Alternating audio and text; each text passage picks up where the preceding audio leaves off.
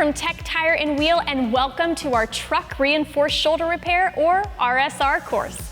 In this course, we'll discuss all of the steps required to perform a proper two-piece reinforced shoulder repair. We'll show you Tech's recommended repair process, which follows the industry standards. You may ask yourself, what's so different about installing a repair in the shoulder versus the crown? Well, the tire flexes a lot more in the shoulder area than in the crown. The increased flexing of the casing puts more stress on the repair unit, and this added stress can possibly lead to a repair failure. Due to this stress, we have to do things a little differently with shoulder repairs in order to help reduce the amount of stress on the repair unit and ensure the repair unit is able to properly reinforce the tire. One-piece repairs and the typical repair units you would use for a two-piece crown injury will not work in this application. They are not flexible enough to withstand the increased flexing and heat buildup in the shoulder. Instead, you'll need to use a longer repair unit such as a CT24 or CT26. You'll also need to offset the repair toward the bead in order to extend the fabric reinforcement in the repair unit beyond the flex area of the tire. Shorter repairs used for puncture repairs, such as the CT20 and the 112 repair units, are not long enough to extend beyond the flex area and could possibly fail when placed over shoulder injuries due to the added flexing in the area of the tire.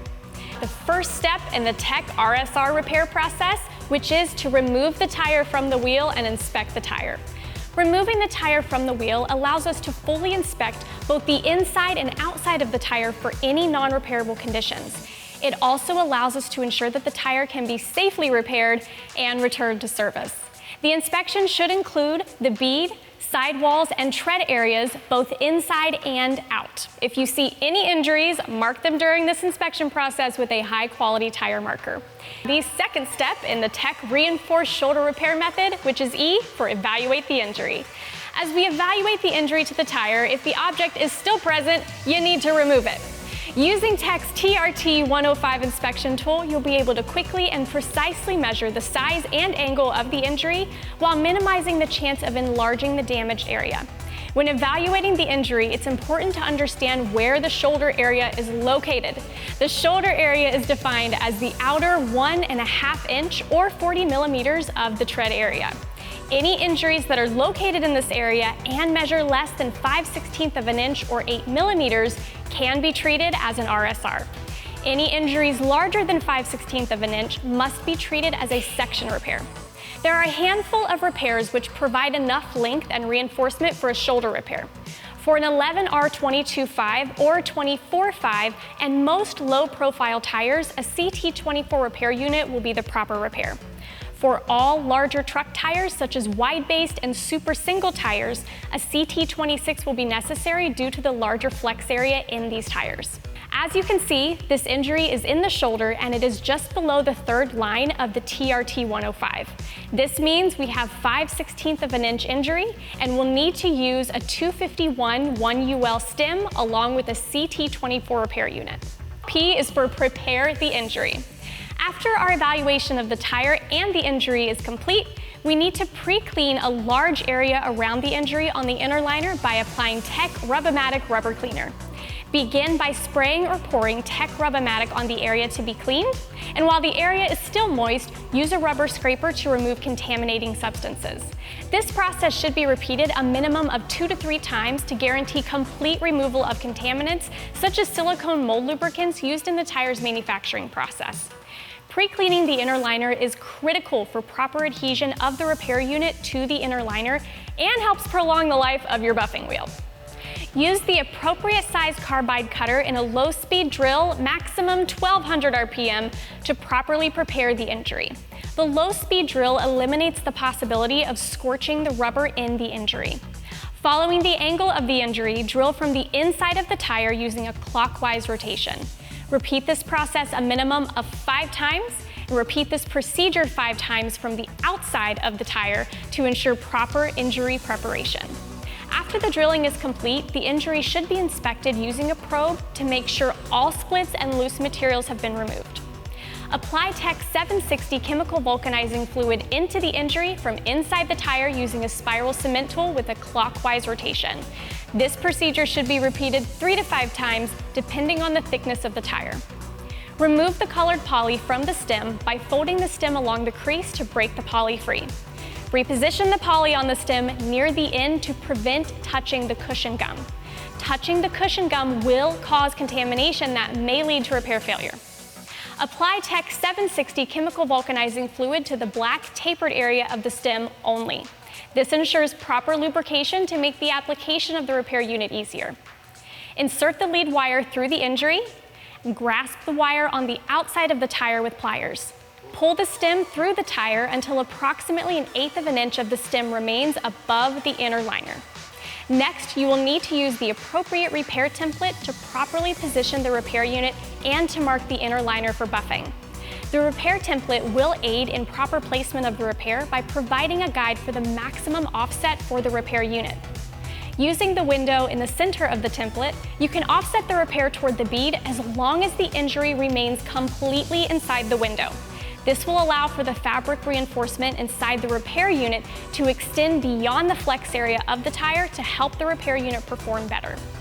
Place the repair template on the inside of the tire on the stem, shifting the template toward the bead as necessary.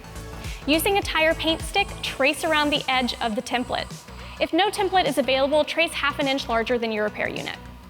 This line will serve as a guide for mechanical buffing of the inner liner.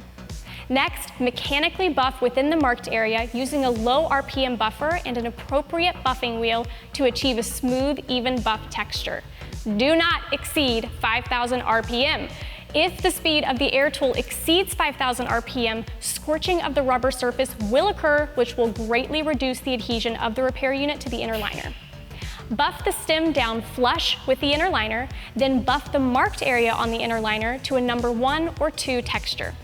Mechanical buffing ensures proper adhesion of the repair unit to the inner liner by creating a clean, textured surface. Be sure to run the buffing wheel from side to side across the inner liner as shown. This will prevent cutting grooves into the inner liner and promotes better adhesion. The 4th step in the Tech RSR repair process, applying the vulcanizing fluid. So let's get started. Using a soft wire brush on a low RPM air tool, lightly brush from the right side of the prepared surface to the left side to remove loose buffing dust and steel shavings from the buffed surface. This is an important step to create a clean, prepared surface to maximize repair unit adhesion. You may need to repeat this step 2 to 3 times to ensure that all buffing dust and steel shavings are removed. Do not use a compressed air line for this procedure. The air may contain moisture and oil that will contaminate the buff surface. Now vacuum all buffing dust and steel shavings from the tire. Avoid running the vacuum over the buffed surface. This could drop contamination onto your prepared surface, which may compromise repair adhesion. Apply a thin, even coat of chemical vulcanizing fluid to the buffed surface of the inner liner. Do not apply vulcanizing fluid to unprepared surfaces. This could lead to contamination of the repair area and the can of vulcanizing fluid. You need to allow approximately 3 to 5 minutes for the vulcanizing fluid to dry. Additional drying time is required in cold and humid climates. Vulcanizing fluid must be completely dry before applying the repair to avoid trapping solvent under the repair, which could create a bubble and lead to premature repair failure. The 5th step in the Tech RSR repair process, which is I for install the repair. Once the vulcanizing fluid has completely dried, partially remove the poly from the back of the repair unit. Bend the repair unit in half along the perforation in the poly to expose the center of the repair unit and reposition the poly to prevent touching the cushion gum. Touching the cushion gum will cause contamination that may lead to repair failure.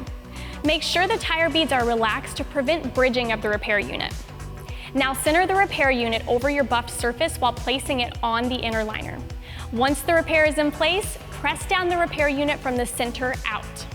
Stitch the repair unit down from the center outward, as this process will remove any air which might be trapped between the repair unit and inner liner of the tire.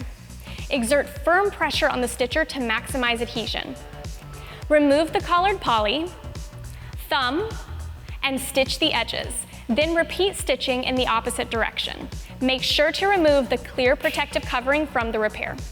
Before we get to step 6, just a few things to follow up from finishing the install process. If you're repairing a tube-type tire, cover the repair with Tech Tire Talc number 706-1 to prevent the repair unit from vulcanizing to the tube. If required by your shop or your customers, write the date, your initials, and the shop's DOT code, if applicable, on the white block on the repair unit for tracking purposes. When repairing a tubeless tire, seal the edge of the repair unit and the overbuffed area with Tech number 738 security coat or number 739 butyl liner repair sealer. These repair sealers help to restore the air retention properties of the buffed inner liner. So what all is entailed in returning the tire to service?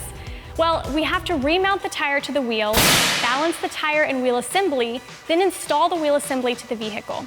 Be sure to properly torque the lug nuts to manufacturer specifications. If you're interested in Tech's complete line of tire repairs, specialty chemicals, and all the tools you saw used in our Tech training videos, refer to the list in this module and contact your Tech distributor or visit techtirerepairs.com. It's been great sharing Tech's repair process and tips on how to properly install an RSR repair. You are a professional, and now you have the knowledge and insight to feel confident in performing this repair. If you have questions, contact Tech's training department at training@trc4r.com or visit our website at techtirerepairs.com.